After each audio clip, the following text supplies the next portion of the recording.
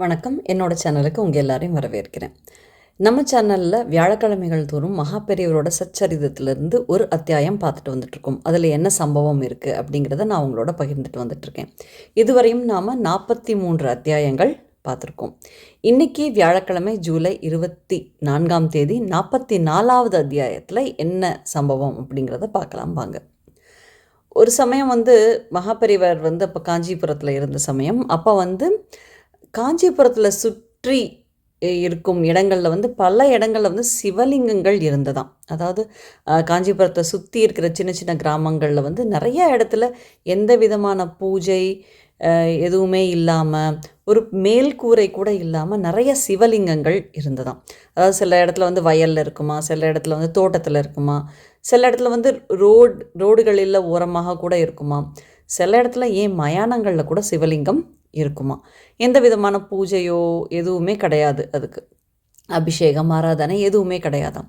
அப்போ மகாபெரியவர் அவரை பார்க்க வந்த அன்பர்கள்கிட்டெல்லாம் சொல்லிட்டு இருந்தாராம், இந்த மாதிரி நிறைய சிவலிங்கங்கள் இருக்குது, இதுக்கு யாராவது ஒரு பொறுப்பு எடுத்துட்டு அதுக்கு ஒரு மேற்கூரை போட்டு ஏதாவது ஒரு கால பூஜையாவது பண்ணணும், ஒரு அபிஷேகம் பண்ணிவிட்டு ஒரு நைவேத்தியம் பண்ணணும் அப்படின்னு கேட்டுக்கொண்டிருந்தாராம். அப்போ நிறைய அன்பர்கள் அதுக்கு முன் வந்தார்களாம். நிறைய பேர் ஓகே இந்த சிவலிங்கம் நான் பொறுப்பெடுத்துக்கிறேன் அப்படின்னு சொல்லிட்டு நிறைய சிவலிங்கங்கள் அந்த மாதிரி பொறுப்பெடுத்துக்கிட்டாங்களாம். அதை தவிரவுமே ஒரு 4-5 சிவலிங்கங்கள் இருந்ததான், எந்த விதமான மேற்கூரை பூஜை அதெல்லாம் இல்லாமல். அப்போது ஸ்ரீமடத்திலேயே இருக்கும் தொண்டர்கள் 2 பேர் மயானத்தில் இருக்கும் ஒரு சிவலிங்கத்துக்கு நாங்கள் பொறுப்பெடுத்துக்கிறோம் அப்படின்னு சொல்லிட்டு அவங்க டெய்லி காத்தால் போகிறது, அபிஷேகம் பண்ணுறது, பூஜை பண்ணிவிட்டு நைவேத்தியம் பண்ணிவிட்டு வருவாங்களாம். அந்த மாதிரி நடந்துகிட்டு இருந்ததாம். அதில் ராமமூர்த்தி, சந்திரா அப்படின்னு அவங்க 2 பேரோட பெயர் குறிப்பிட்டிருக்காங்க. அப்போ ஒருத்தருக்கு சந்தேகம் வந்துதான், ராமமூர்த்திக்கு சந்தேகம் வந்துதான், இந்த மாதிரி நம்ம மயானத்துக்குள்ளே போயிட்டு வரோம், அப்படியே நம்ம பிரசாதத்தை கொண்டு போய் ஸ்ரீமடத்துக்கு கொடுக்குறோம்.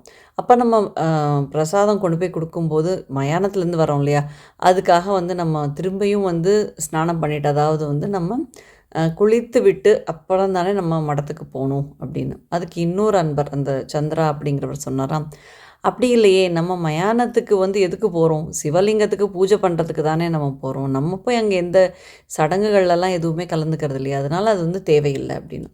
இந்த மாதிரி 2 பேருக்கும் ஒரு வாக்குவாதம் வந்ததான். அதுக்கப்புறமா அங்கே இருந்தவங்க எல்லோரும் ஒரு சிலர் ராமமூர்த்திக்கு சார்பாகவும், ஒரு சிலர் சந்திராவுக்கு சப்போர்ட் பண்ணியும் பேச ஆரம்பித்தாங்களாம். அப்புறம் கடைசியாக என்ன சொன்னாங்களாம், இல்லை இது நம்ம பேசி தீர்க்கிறது கிடையாது, நம்ம நம்மளோட உச்ச நீதிமன்றம் எது, காஞ்சி ஸ்ரீமடம், அங்கே இருக்கும் மகாபெரிவா தான் நீதிபதி, அவர்கிட்டயே போய் நம்ம கேட்கலாம் அப்படின்னு சொல்லிட்டு போனாங்களாம். ஸோ இந்த மாதிரி 2 பேர் பக்கமும் அவர் கேட்டுட்டு ரொம்ப அமைதியாக மகாபெரிவார் பதில் சொன்னாராம், ராமமூர்த்திக்கு நம்ம மயானத்துக்கு போயிட்டு வரோம் அப்படிங்கிற எண்ணம் வந்தாச்சு அப்படின்னா அவர் கண்டிப்பாக குளிச்சுட்டு தான் என்னை பார்க்கணும். ஆனால் சந்திராவுக்கு நம்ம பூஜை பண்ணுறோம், கோவிலுக்கு தான் போகிறோம் அப்படிங்கிற எண்ணம், அதனால் அவருக்கு அது தேவையில்லை அப்படின்னு சொல்லிட்டு ரொம்ப அழகாக தீர்ப்பு சொன்னாராம். அதாவது 2க்குமே நம்ம மனசு தான் காரணம். நம்ம மனசு மயானத்துக்கு போகிறோம் அப்படின்னு நினச்சிட்டு சிவலிங்கத்தை அபிஷேகம் பண்ண போனால் கூட அது மயானத்துக்கு போயிட்டு வர மாதிரி தான். ஏன்னா நம்ம மனசு அப்படி தானே நினைக்குது. அதே மாதிரி இங்கே மயானத்துக்குள்ளே இருக்கிற சிவலிங்கத்தை பார்க்குறதுக்கும் சிவலிங்கத்துக்கு ஆராதனை பண்ணுறதுக்குமான கோவிலுக்கு தான் போகிறோம் அப்படிங்கிற எண்ணம் நம்ம மனசில் வந்ததுனால அது அங்கே கோவில் தான் அப்படின்னு சொல்லிட்டு தீர்ப்பு கொடுத்தாராம். அதாவது எவ்வளவு தெளிவான அழகான தீர்ப்பு. இதில் என்ன ஒரு செய்தி அப்படின்னா, நம்ம மனசு தான் பலவிதமான குழப்பங்களுக்கு காரணம் அப்படின்னு இதிலிருந்து நமக்கு தெரியுது இல்லையா. ஜெய் ஜெய் சங்கர, ஹரஹர சங்கர. நான் உங்களை இன்னொரு அத்தியாயத்தில் சந்திக்கிறேன். அதுவரை நன்றி, வணக்கம்.